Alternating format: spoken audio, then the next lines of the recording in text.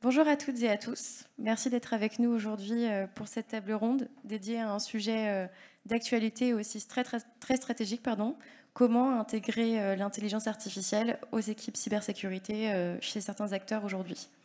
Donc l'IA est sur toutes les lèvres aujourd'hui, comme vous le savez. On parle de copilote, de SOC augmenté, d'automatisation. Mais concrètement, on se demande comment ces technologies transforment-elles les pratiques aujourd'hui, comment les modèles fonctionnent et comment ces organisations s'y adaptent autant du côté technique qu'humain. Donc pour explorer ces questions, nous avons la chance aujourd'hui d'être entourés de trois intervenants, trois experts, aux visions très complémentaires. Tout d'abord, Farah Rigal, qui est Deputy Head of Global Cybersecurity Service chez Atos et Eviden. Tout à fait. Ensuite, nous avons Arnaud Jumelet, qui est National Security Officer chez Microsoft. Et nous avons également Ahmed Achak, CEO et cofondateur de Kevlar. Merci à tous les trois d'être avec nous aujourd'hui. Pour commencer, j'aimerais qu'on prenne un peu plus de recul sur l'évolution des modèles d'IA dans notre secteur. On parle beaucoup des LLM depuis plus d'un an, mais l'IA en cybersécurité ne date pas d'hier. Il y a eu beaucoup d'autres approches avant, supervisées, statistiques ou encore basées sur des règles. Donc ma première question, ce serait pourquoi l'IA est en demande à l'heure actuelle et chez quels acteurs Farah, peut-être pour commencer. Alors effectivement, l'IA, elle répond à un problème que nous, Atos et Eviden, en tant que fournisseurs de services, on rencontre et de plus en plus, c'est ce qu'on appelle le skill shortage, le problème d'aligner des ressources suffisamment formées pour répondre aux défis de la cybersécurité. Donc clairement, le pourquoi de l'IA répond donc à ce défi, voilà, qui se chiffre selon les analystes entre plusieurs millions à plusieurs dizaines ou centaines de millions sur les années qui viennent. Et j'allais dire, de l'autre côté du spectre, il y a les utilisateurs finaux, nos clients, des organisations souvent assez mûres sur la sécurité et qui veulent s'assurer qu'ils ont une valeur, j'allais dire, que leurs partenaires et fournisseurs de services leur donnent vraiment la meilleure value for money. Et donc, ça passe souvent par l'automatisation des processus. Alors l'automatisation, ce n'est pas uniquement une équation financière, c'est également un gage de qualité, de prédictibilité. Comme on dit, j'allais dire, un robot ne fatigue pas, ne sort pas en soirée, etc. Donc il y a aussi cet intérêt. Mais l'automatisation, donc on en fait depuis plusieurs années, plusieurs dizaines d'années, et on a toujours le même problème avec, c'est le problème de la maintenabilité. Dès qu'on crée une automatisation et que tout l'écosystème change, les automatisations se transforment en legacy et ensuite on peut finir avec des usines à gaz à maintenir. L'IA s'affranchit d'un certain nombre de choses, s'affranchit où elle réapprend en tout cas, et ce qui lui permet d'être plus facilement maintenable quand elle s'oriente en tout cas vers ces thématiques. Donc le pourquoi, c'est vraiment sur tout le spectre, je dirais, que ce soit nous, fournisseurs de services ou utilisateurs finaux, est aujourd'hui plus que légitime. Merci beaucoup Farah. Je ne sais pas si vous voulez ajouter quelque chose, Ahmed ou Arnaud. Oui, pour aller dans le sens de pourquoi l'IA pour les défenseurs, donc il y a effectivement beaucoup de monde qui sont recherchés pour être dans les différents postes de sécurité aujourd'hui. On ne forme pas assez et ça va pas assez vite. Et puis dans tous les cas, en fait, ça reste vain, tant l'ampleur de la tâche est grande. Quand on regarde les attaques qui sont elles aussi automatisées, pour donner des volumes, côté Microsoft, on analyse 84 000 milliards de signaux chaque jour. Donc on a besoin d'outils pour faire ces analyses-là. Les tentatives de mots de passe, on en est à 600 millions de tentatives chaque jour. sur les plateformes Microsoft. Et donc, les attaquants, ils n'ont pas attendu pour utiliser les outils d'automatisation et même d'IA en fait pour attaquer. Donc de plus en plus, il y a besoin maintenant que les défenseurs fassent la même chose, qu'on soit au niveau. Et c'est aussi ça la nécessité, en fait, c'est le contexte actuel vis-à-vis des attaques qui est important à prendre en compte. Donc voilà, fort de ce constat, on se rend compte qu'il y a besoin de plus en plus de chercher à lutter contre les défauts de tout type. Et donc de la revue de configuration automatique est aussi très intéressante. Parce que les attaquants aujourd'hui, ce qu'ils font aussi, c'est d'aller chercher sur Internet toutes les portes ou fenêtres qui seraient laissées ouvertes si on prend une image. Et donc ils vont chercher tous les défauts de configuration de façon automatisée. Et donc il y a besoin d'avoir une sorte d'obligation de résultat aujourd'hui.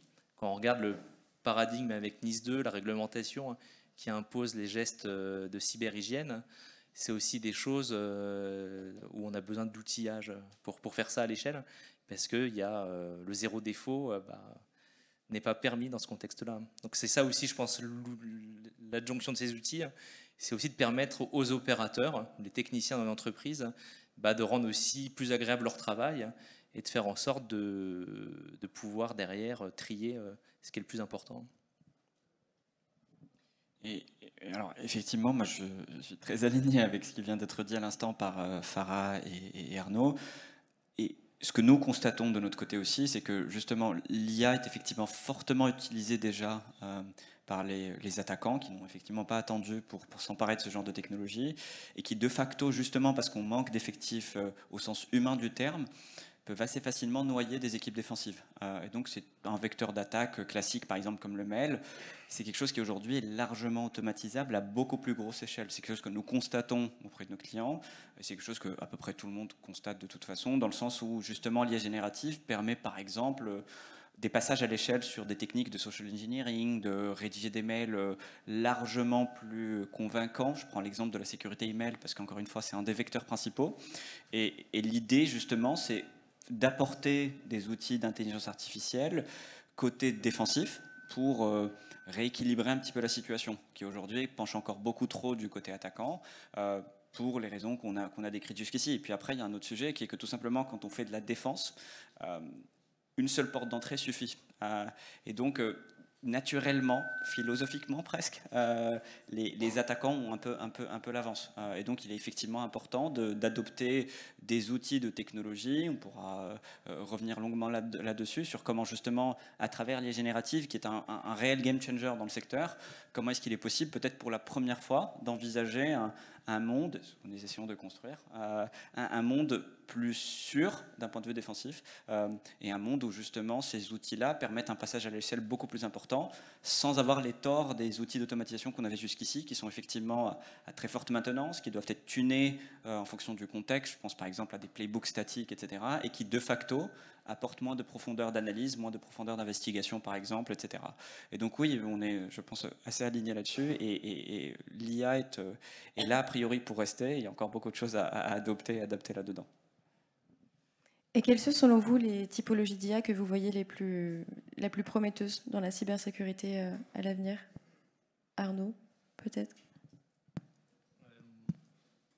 On va regarder juste l'expérience côté Microsoft. On est plutôt sur une approche un peu hybride, où on va utiliser de l'IA prédictive avec des algorithmes classiques de machine learning pour détecter en fait des patterns d'attaque ou des anomalies.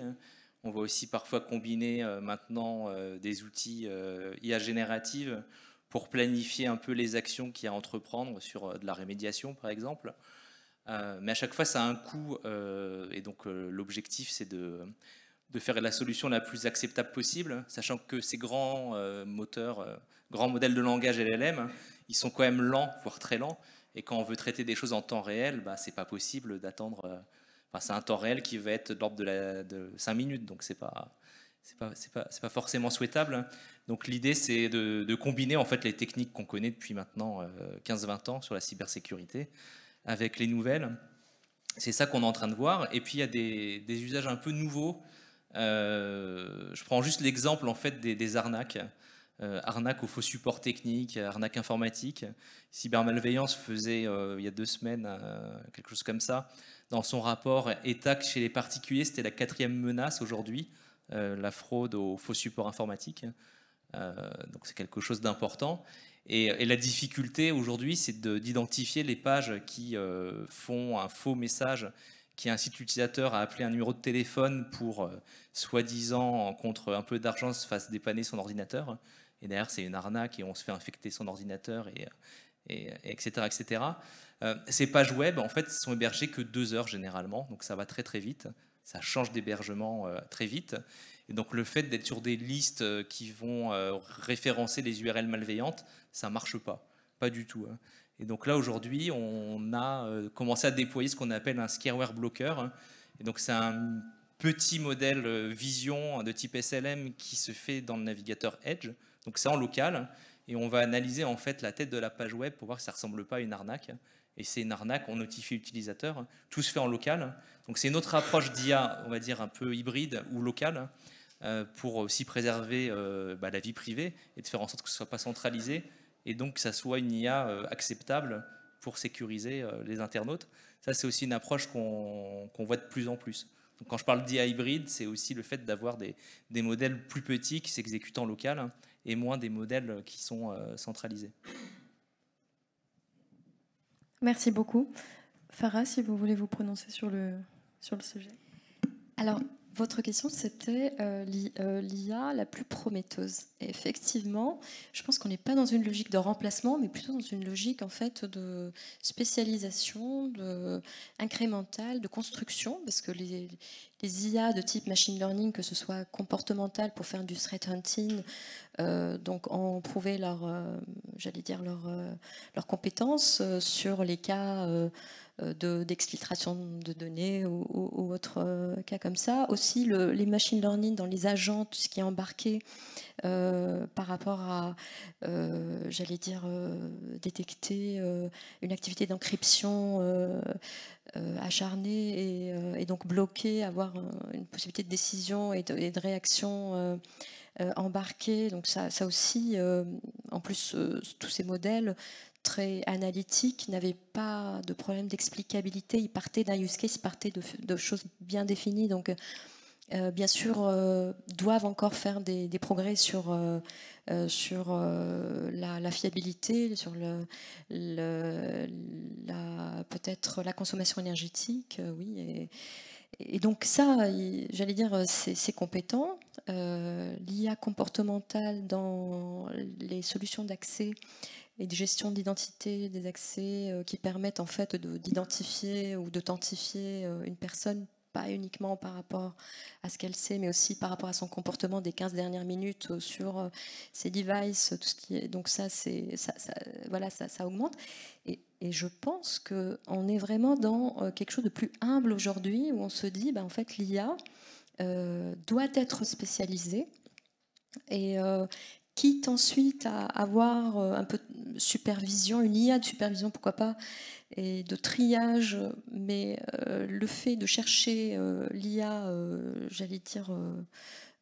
globale, qui va faire tous les use cases, ce n'est pas vraiment aujourd'hui le Graal, mais par contre, je trouve qu'on est quelque chose de très pragmatique, qui est de chercher, comme les AI agents que Microsoft a donc réalisé récemment, une sorte d'autonomie d'exécution, une sorte de toolbox en fait aussi pour que chacun puisse augmenter ses propres capacités en créant des IA autonomes, et puis un côté aussi humble par rapport au fait que les cas d'usage, même s'ils paraissent parfois niches, on gère le conditional access sur des profils du nouveau provisioning. C'est très niche, mais oui, ça, incrémentalement et en spécialisant, on arrive, voilà, les petits ruisseaux font les grandes rivières. Alors, par rapport à cela, nous, notre vision, si vous voulez, de la chose, c'est qu'effectivement, historiquement, il y a toujours eu, ou en tout cas depuis quelques années, probablement une dizaine d'années déjà, de l'IA embarquée dans le milieu défensif, encore une fois, de la cyber. De l'IA d'abord d'analyse statistique, comportementale, qui a effectivement plutôt servi historiquement à des besoins de détection, et qui d'ailleurs a eu peut-être un impact, alors tout n'était pas forcément explicable effectivement, et en plus ça a eu un impact qui est de générer beaucoup d'alertes, et donc ça fait encore plus de bruit pour des équipes qui restent encore fortement, à forte dominante entre guillemets humaine, dans le sens où ça reste beaucoup des humains qui doivent analyser ce qui ressort de ces différents outils qui embarquent de l'IA. Et je suis pareil parfaitement d'accord avec ce qu'a dit Arnaud, dans le sens où effectivement, la partie IA générative est un game changer, j'y reviendrai, mais c'est quelque chose qui est quand même assez consommatrice de ressources. Donc on ne peut pas se permettre, par exemple, de récupérer des logs bruts ou des syslogs et d'envoyer tout ça à un LLM en lui demandant d'aller investiguer, d'aller analyser.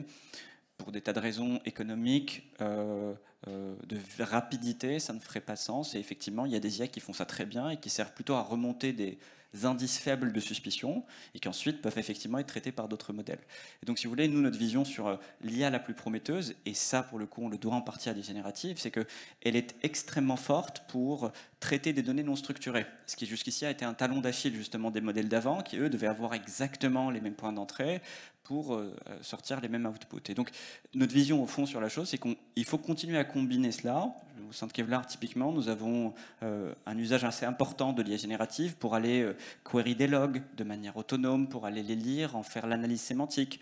Si je reprends l'exemple d'un mail, aller lire le contenu du mail, inférer le ton du mail, aller lire un log de firewall et comprendre si c'est un comportement qui a l'air d'être anodin, ou au contraire quelque chose qui doit être alarmante. Et puis de l'autre côté, on utilise de l'IA un peu plus classique, de l'IA sur graphe typiquement, qui va venir abstraire la couche d'automatisation statique, donc les playbooks, et qui va venir choisir dans quelle direction emmener une investigation. Donc entre guillemets en se posant les bonnes questions. Et donc ce faisant, on utilise les LLM comme un moyen donc d'accélérer l'accès à l'information, de parser une information qui est de nature très diverse. Et puis l'IA sur graphe au centre pour représenter entre guillemets un cerveau plus fiable, parce que l'autre souci des LLM, c'est, on en parle beaucoup, mais c'est ces idées d'hallucination. Il y a un autre problème qui est la consistance. Un souci des LLM, c'est que vous leur demandez de faire une investigation, d'analyser une information suffisamment complexe. Je ne parle pas d'un prompt simple. Vous le faites 3 fois, vous aurez probablement 4 réponses différentes. Et donc, l'avantage justement d'une IA un petit peu plus classique, c'est qu'elle est un peu plus contrôlée, plus contrôlable. Et donc, en combinant les deux, on a effectivement un impact qui est assez important sur la performance globale des équipes défensives. Et puis, un dernier point qui a également été évoqué, c'est il y a d'autres modèles qui viennent augmenter encore la dimension d'analyse, notamment des modèles de vision. Un peu à la manière de Microsoft, nous avons un outil qui permet effectivement de faire ça, qui va par exemple détonner une URL, qui va par exemple détonner un fichier et l'inspecter visuellement. Et donc ça permet une information supplémentaire qui jusqu'ici était plutôt réservée à un humain, qui du coup doit aller effectivement ouvrir l'URL, la chaîne de redirection, etc. Sauf que ça s'avère chronophage. Et encore une fois, il y a vraiment ce phénomène qui est important, qui est le phénomène de volume. Il est très simple pour un attaquant de noyer un défenseur, et ça devient facile effectivement de faire passer une attaque à droite ou à gauche. Donc mon point, c'est qu'effectivement il y a plusieurs IA qui sont extrêmement prometteuses, qu'il y a beaucoup d'IA qui ont été exploitées jusqu'ici, plutôt des modèles statistiques, et qui continuent à apporter de la valeur, notamment parce qu'elles sont plus facilement influençables, plus consistantes et plus rapides, mais qu'effectivement s'ouvre peut-être pour la première fois, comme je le disais tout à l'heure, une ère où on peut repousser encore plus loin les frontières de l'automatisation, on peut repousser encore plus loin les capacités de défense des organisations et rééquilibrer un petit peu plus la situation. Est-ce que l'on peut vraiment aujourd'hui intégrer ces modèles au quotidien d'un analyste SOC, et comment fait-on? Ahmed, qu'est-ce que vous en pensez? Du coup, alors, ça fait effectivement un bon lien et un bon écho avec ce que je viens de dire à l'instant. Pareil, notre parti pris à nous, si vous voulez, c'est que les outils de détection existent. Ils ne sont pas parfaits, mais ils existent. Et donc aujourd'hui, ce que nous constatons, c'est plutôt cette idée de... Il y a un ras-le-bol des analystes, il y a une difficulté des analystes à traiter l'ensemble des alertes qui leur sont remontées, il y a une difficulté, Farah, vous l'avez évoqué, à déjà trouver les analystes, les garder. C'est un sujet important, la fatigue des analystes, le burn-out, c'est malheureusement une réalité. Et donc, si vous voulez, nous, notre constat, notre parti pris, c'est justement de permettre à ces équipes de se défausser de la partie chronophage, rébarbative, en utilisant, en déléguant ça justement à, comme je le disais à l'instant, une panoplie de modèles qui chacun apporte sa part du gâteau, si vous voulez, et qui, combinés, permettent justement de drastiquement augmenter l'efficacité des équipes opérationnelles, leur permettre de se concentrer, d'avoir un meilleur ratio bruit-signal, parce qu'au fond, c'est vraiment ça. C'est qu'idéalement, nous, en tant qu'humains, nous continuons à valider l'outcome d'une IA. Une IA ne va typiquement pas, en tout cas pas avec nous, directement déclencher une remédiation, par exemple. Elle peut drastiquement réduire la quantité de travail manuel nécessaire pour arriver à la conclusion, mais tout l'enjeu, justement, c'est, encore une fois, Farah, vous l'évoquiez, c'est de construire une IA qui soit interprétable. Et donc, par exemple, qu'on ait la possibilité d'aller parcourir les logs qui ont été récoltés, les traces complètes de l'investigation, une IA qui soit auditable aussi. Il y a beaucoup de sujets de conformité autour de tout cela, qui soit possible pour 100% des investigations qui sont réalisées par un outil comme Kevlar, de retrouver effectivement la trace complète de cela, et qu'en plus, pour l'analyste, ce soit extrêmement simple, en moins d'une minute, de comprendre pourquoi l'IA a fait une action, pourquoi est-ce qu'elle a pensé que, pour le coup, cette alerte, elle est dangereuse, là où celle-ci n'a pas l'air de porter atteinte à l'organisation. Et donc voilà, tout l'enjeu, effectivement, par rapport à votre question, Mélissa, c'est de permettre de mettre l'IA au service des équipes opérationnelles, et que celle-ci passe, on l'espère, un petit peu moins de temps sur cette partie-là, se concentre plus sur du threat hunting actif, parce qu'un point important aussi, c'est que si on arrive à minifier, si vous voulez, la quantité d'informations qu'un analyste doit ingérer pour arriver à une conclusion, et ça on peut le faire notamment avec des technologies comme du graphe ou autre, où l'IA va venir, les LLM peuvent venir restreindre la dimensionnalité dans un graphe. L'avantage des graphes, c'est qu'ils peuvent être requêtés. Et donc on peut se permettre d'avoir du threat hunting beaucoup plus actif sur la base des alertes qu'on a faites par le passé. Donc s'ouvre la possibilité de corréler des alertes entre elles, d'aller creuser de manière beaucoup plus efficace et de devenir proactif. Là où aujourd'hui, effectivement, les SOC sont au mieux réactifs, malheureusement n'ont pas toujours la possibilité, parce que, comme je le disais initialement, il y a un vrai enjeu de volume. Donc voilà, c'est une question qui est complexe, mais il y a plusieurs angles, je pense, pour l'aborder. Mais voilà, la philosophie, en tout cas, c'est de décharger l'humain de cela et de leur permettre de se concentrer sur des tâches à plus forte valeur ajoutée. Et par rapport à tout ça, quelles sont les limites critiques qu'on observe aujourd'hui avec les IA génératives, Farah ? Alors la fiabilité, on en a parlé aussi du côté environnemental, et qu'on peut mitiger fortement en choisissant la bonne IA pour le bon usage. Effectivement, le LLM, pas pour tout, et pour ce pourquoi il est plus efficient. Mais je veux dire, le plus gros frein qu'on entend en tout cas nos clients vraiment redouter, c'est la protection des données. Donc c'est pour ça que donc la protection des données, quand cette IA est consommée, en mode SaaS, etc., c'est bien sûr la responsabilité est partagée. Donc là, on connaît les difficultés des modèles à responsabilité partagée, mais il faut que chacun prenne sa part de gouvernance et de responsabilité dans ce modèle-là, mais également aussi être au courant de tous les risques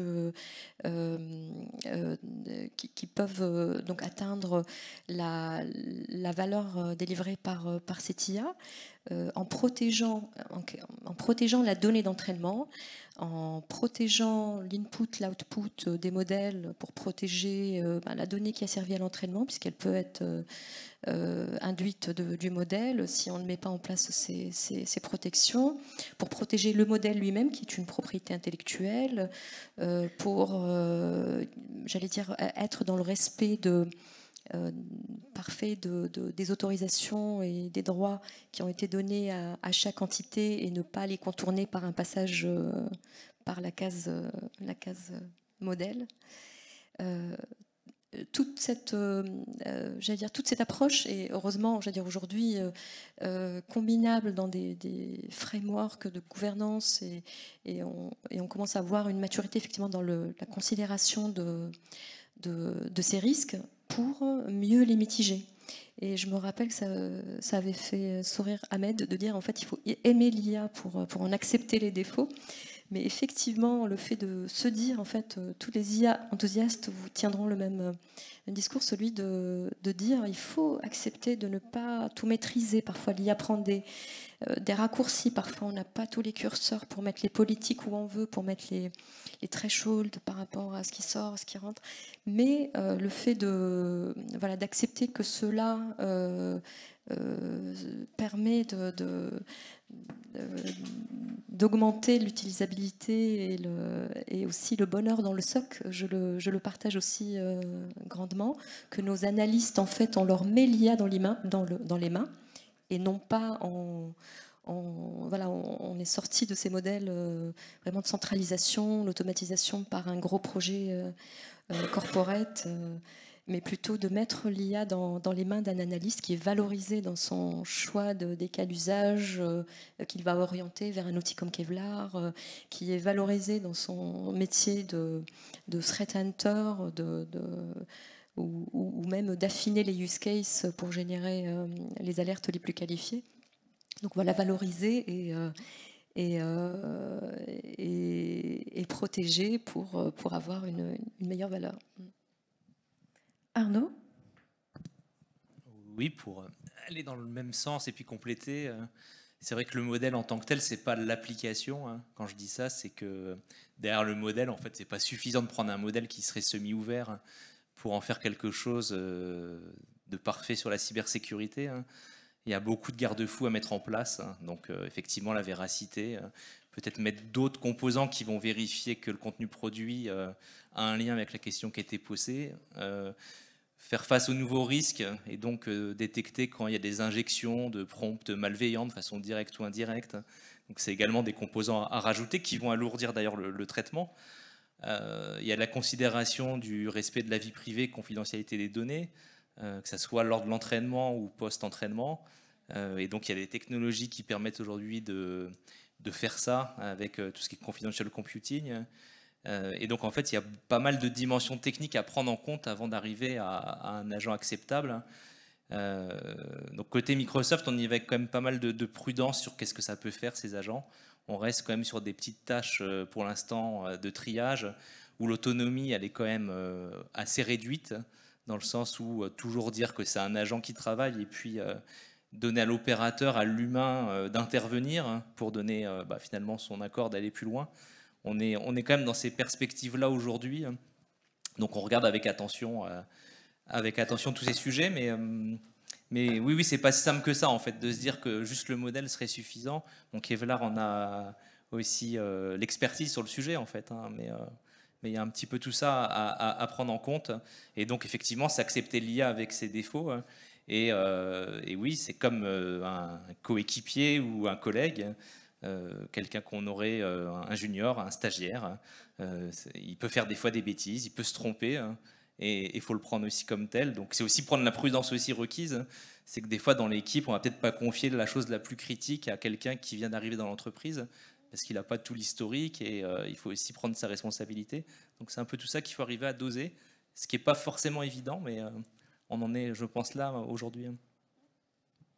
Alors, pour effectivement amender, mais continuer à aller dans ce sens-là, parce que je pense qu'on est tous les trois alignés là-dessus. Aujourd'hui, si vous voulez, par rapport à la question sur les LLM en particulier, le frein majeur, c'est un peu ce que j'ai évoqué tout à l'heure, c'est d'une part, il y a toujours un risque d'hallucination qu'on peut honnêtement, si ce n'est annuler, au moins restreindre assez fortement. Et encore une fois, ça passe soit par des couches de contrôle supplémentaires d'IA, soit par, typiquement ce que nous faisons, une couche de véracité où nous imposons de n'avoir que des entités réelles qui ont été croisées dans un log, qui ont été croisées dans une sandbox, etc. Donc ça vient drastiquement réduire le risque. Il n'est pas à zéro, mais il est quand même fortement restreint. Le risque majeur, c'est plutôt cette idée de consistance. Et c'est ce qui fait d'ailleurs que, effectivement, pas mal d'entreprises, Microsoft typiquement, vous aviez sorti un copilote de sécurité, fait que quelque part, nous avons des copilotes qui sont un premier usage des LLM, mais qui font que quand même, entre guillemets, la partie réflexion, en tout cas la partie validation, reste très fortement portée par l'humain derrière. C'est un moyen de circonvenir le risque qu'effectivement le LLM hallucine ou fasse n'importe quoi. C'est une façon de le faire, comme j'ai expliqué. Il est possible, en tout cas théoriquement, de l'accomplir autrement, en ayant en faisant usage d'autres modèles. Nous, typiquement, c'est cette histoire de graphe dont je vous parlais.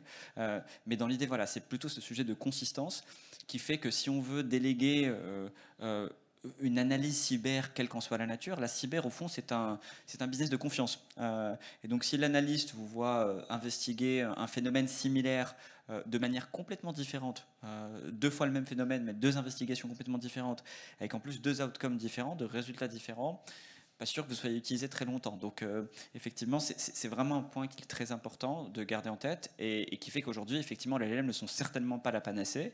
Ils ouvrent la possibilité d'interagir avec tout un tas de types de données qui jusqu'ici étaient très difficiles parce qu'il fallait les retravailler, contrôler le format, etc. Mais voilà, ça n'est pas la solution miracle non plus, en tout cas pas pour l'instant. Nous travaillons effectivement fort à ce que les défauts de l'IA soient restreints autant que faire se peut. Et justement, une des manières de le faire par rapport à ce qui vient d'être dit, c'est d'intégrer du feedback humain, de mettre du contexte. Typiquement, nous avons un module qui permet de faire exactement ça, d'embedder du contexte de l'organisation, soit du contexte sur tel serveur est un serveur de test, ceci est un serveur critique parce que je sais pas moi, je suis Amazon, c'est mon serveur de paiement, donc a priori on n'a pas très envie qu'il soit attaqué, pour prendre un exemple à peu près hypothétique, mais dans l'idée, ça c'est un premier moyen effectivement de tuner un peu l'IA pour qu'elle comprenne un peu mieux les enjeux spécifiques d'une organisation. Et donc ça, pour des organisations prestatrices de services de sécurité comme Atos Eviden, ça permet de tuner l'IA à potentiellement chacun des clients, parce que du coup, on a un engin central, un organe central, et qui va, en fonction d'un client ou un autre, avoir des comportements différents, et un peu à la manière d'un analyste, bénéficier des retours justement des humains, qui peuvent faire des feedbacks, qui peuvent dire là tu t'es trompé, dans le contexte de tel client, effectivement c'est un serveur important, dans le contexte de l'autre, là c'est un nom de domaine du client, donc ça sert à rien de s'inquiéter, même si effectivement il n'est pas connu. Là, c'est un fournisseur. On a eu des situations comme celle-ci. C'est un petit fournisseur. Nous avons la chance de travailler entre autres avec des OIV. Et donc, des fois, il peut y avoir des petits fournisseurs qui ne sont pas connus. L'IA peut s'alarmer. Mais effectivement, si elle a le retour de OK, on est habitué à travailler avec eux, au fur et à mesure des alertes qu'elle investigue aussi, elle peut comprendre un peu mieux le contexte. Et donc, ça permet un tout petit peu de restreindre les défauts de l'IA. Et puis, le dernier point, je pense, c'est encore une fois, c'est un secteur de confiance. La confiance est un mot extrêmement important dans ce milieu-là, pour des tas de raisons. Et ça fait que éviter une IA black box, c'est un point important. Il faut, dans la mesure du possible, que vous soyez à tout moment capable d'auditer les décisions qui ont été prises, les raisons qui ont motivé une quelconque décision, et de le faire de manière, encore une fois, naturelle. Donc ça pose beaucoup de questions. Les LLM, vous savez, ça change notre façon d'interagir avec beaucoup de choses. On peut imaginer un monde demain où les sites web, par exemple, tels que nous les connaissons, sont fortement altérés. Il n'y a plus de boutons, il n'y a plus rien. Il y a un prompt, il y a un chatbot à qui on parle et qui exécute tout pour nous. Ça n'est pas impossible. Ça paraissait ubuesque il y a quelques années. Aujourd'hui, on commence peut-être à le voir arriver. Et donc le point, c'est il y a une nouvelle UX à designer, il y a une nouvelle façon, une nouvelle interface, si vous voulez, entre l'homme et la machine. On parlait beaucoup d'IHM il y a quelques années.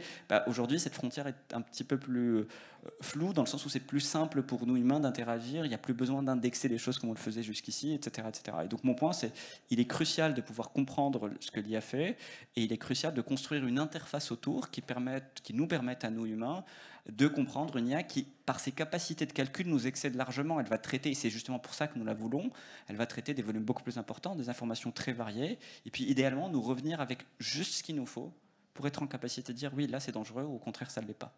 Donc voilà, je pense que c'est effectivement ces limites-là qu'il faut arriver à lever. Encore une fois, je pense que beaucoup ici autour de la table, ils travaillent de manière acharnée, de manière un peu différente, mais voilà, c'est les résultats que nous, en tout cas, nous voyons, et ce sont effectivement des points importants pour nos clients, et nous continuons à les améliorer.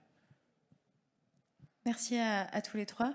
J'aimerais, pour cette dernière question, que vous puissiez m'expliquer, selon vous, les perspectives d'avenir de l'IA. Qu'est-ce que le futur nous réserve, selon vous? Farah? Alors, je sors ma boule de cristal. Je veux dire, j'ai apprécié précédemment le fait que l'IA est devenue plus humble. Donc je ne vais pas tout de suite voilà, me faire un comportement différent et prédire l'avenir de l'IA. Je pense qu'effectivement, l'IA, elle n'est puissante que si elle est utilisée, exploitée. Donc elle n'est puissante que si elle est pragmatique, humble et intégrable. Et tout ce qui a été dit, les efforts qui ont été faits avant pour qu'on rende l'IA générique, absolue, qu'elle soit dotée de capacité de reasoning, etc. Parce que tout le monde cherchait ce Graal, et j'en ai fait partie. Mais on s'est rendu compte effectivement que l'IA qui résout le paradigme du signe noir, c'est-à-dire qu'il ne voit pas que des signes blancs, donc qui sait ce que c'est un signe, et si elle envoie un noir, elle sait le faire. On a fait aussi un test tout à l'heure avec, vous pouvez le faire, demander à l'IA de votre téléphone de générer une image avec un verre de vin plein à ras-bord. Et elle ne le fera pas parce qu'elle n'en a jamais vu. On ne remplit jamais les verres de vin à ras-bord. Donc, c'est toutes ces choses, en fait, d'accepter le fait que le Graal de l'IA qui va détecter avec une signature comportementale quelque chose de façon unique et absolue ne sera pas la bonne façon de faire, mais plutôt un pragmatisme avec des IA qui collaborent, des IA qui sont efficientes chacune dans son domaine de spécialisation, l'explicabilité, le reinforcement learning par la prise en compte du feedback. Je pense que c'est ça qui nous mènera voilà, dans un monde plus sûr, disait Ahmed au début. Oui. Si on fait un peu de prospective, on pourrait imaginer une IA plus personnalisée. Aujourd'hui, les modèles ne sont pas auto-apprenants dans le sens où on fait une requête, c'est oublié, ou même si parfois il y a des artifices qui font qu'on injecte un tout petit peu d'historique pour donner l'illusion qu'il a retenu quelque chose. Mais aujourd'hui, il y a ce problème que les modèles en fait sont comme en lecture seule, hein, et donc il y a l'enjeu de mémoriser les interactions et qu'il y ait une certaine forme de mémoire, hein. La problématique, c'est de rendre ça acceptable, parce que d'avoir un modèle qui sait tout de vous, c'est acceptable le jour où on a des garanties que ça ne va pas fuiter et que tout est bien protégé, hein.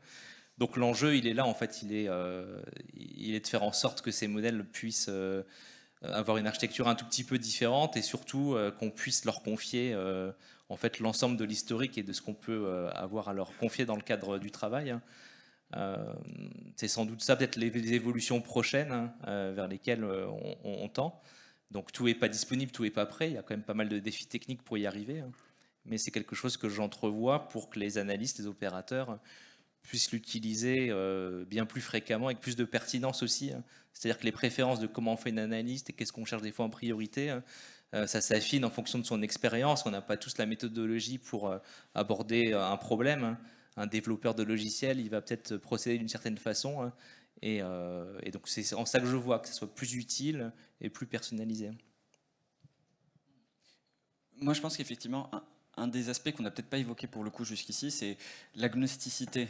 Ça, c'est un point qui est important parce que et c'est un point dont je pense que l'IA, effectivement, sur lequel je pense que l'IA peut apporter des choses et peut continuer à s'améliorer, c'est être capable de généraliser à partir d'informations qu'elle voit. Donc effectivement, ça rejoint cette idée de signe noir, mais voilà, c'est un point effectivement que nous considérons important du point de vue des performances de l'IA. Être capable, par exemple, dans le contexte de la cyber, de traiter de plus en plus de use cases. Effectivement, ça ne viendra pas tout seul. Ça demande de tuner l'IA, de l'entraîner, des fois, encore une fois, mélanger, malaxer presque des modèles, de sorte à faire en sorte qu'ils puissent collaborer entre eux, parce que ça n'est pas toujours immédiat. Donc ça demande beaucoup de travail, effectivement, mais c'est une des choses dont on espère voir arriver, sur les prochains mois. Je suis une start-up, donc nous, on va les choses très vite. Allez, les prochaines années peut-être, pour être un peu plus réaliste.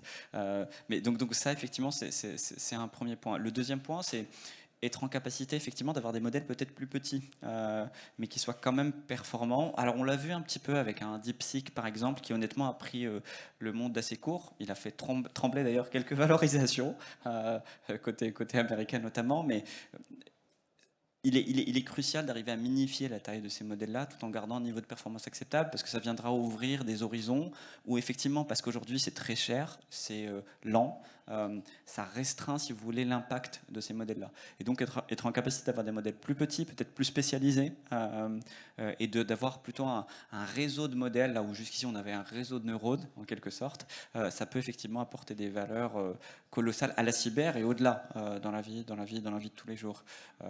Mais voilà, effectivement, il ne faut pas forcément céder à cette idée que l'IA est la panacée. Encore une fois, loin de là, ce n'est pas le cas. Mais elle apporte quand même des changements assez profonds à nos façons de faire, des optimisations qui, encore une fois, dans le contexte spécifique de la cyber, où on traite des volumes importants, où on traite des données sensibles et où, des fois, laisser passer une action dangereuse peut se révéler assez désastreux. Oui, c'est clairement un des secteurs où il est assez évident que l'IA a beaucoup de choses à apporter.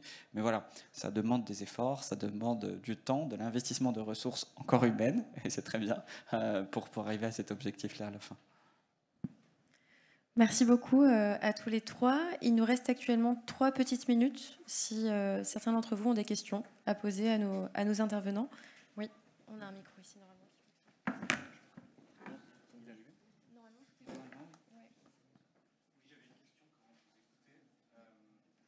Est-ce que l'arrivée de l'IA va être pour des SOC qui ont les moyens de se le payer? Ou au contraire, est-ce que ça va se permettre des sociétés plus petites d'avoir un SOC? Parce qu'aujourd'hui, se payer un SOC, c'est quelque chose de contraignant, surtout si on fait follow the sun. Ou est-ce que l'arrivée de l'IA permettra à des PME, voire des TPE, d'avoir un SOC? Alors, les modèles OPEX, justement adoptés par la plupart des éditeurs, et vous ne dérogez pas à la règle, permettent en fait d'avoir des investissements initiaux vraiment minimaux et plutôt une initiation à l'usage. Et donc, on arrive à avoir des business cases, en tout cas, nous, MSSP, avec des grands volumes de SOC.